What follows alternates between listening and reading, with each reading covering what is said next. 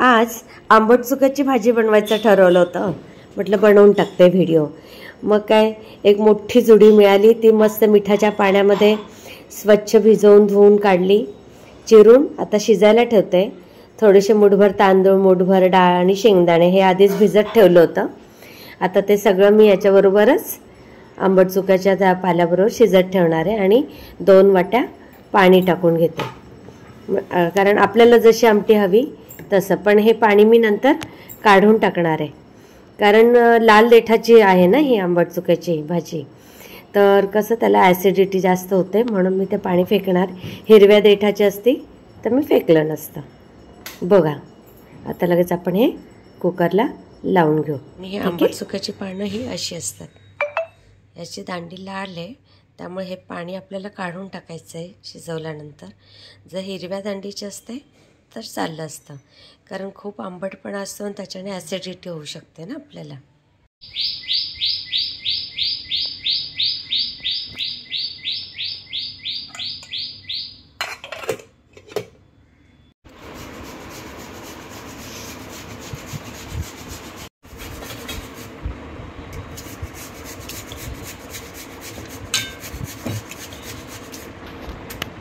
हे स्मॅश करून घेतलं. आता त्याच्या चवीप्रमाणे मी मीठ टाकणार आहे. नंतर 2 चमचे गुळाची पावडर टाकते आणि तसेच हिरव्या मिरचीची पण फोडणी देऊ शकतो आपण, पण मी लाल तिखट पावडर टाकणार आहे आणि हळद टाकणार आहे. एकीकडे माझे बीटचे पराठे म्हणजे चपात्या पण चालू आहे. 2 चमचे मी लाल मिरची पावडर, 1 चमचा हळद, असं सगळं मिश्रण टाकून थोडंसं म्हणजे 2 चमचे डाळीचं पीठ टाकून हे मिश्रण मी एकजीव करणार आणि हे तसंच मी गॅसवर उकळायला ठेवणार आहे.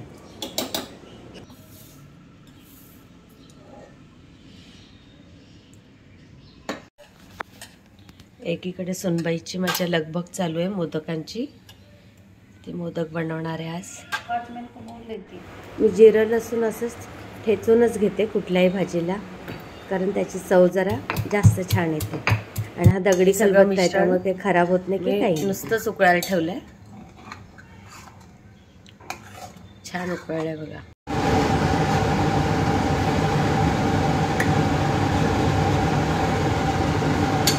एकीकडे तेल छान तापलंय, मोहरी टाकून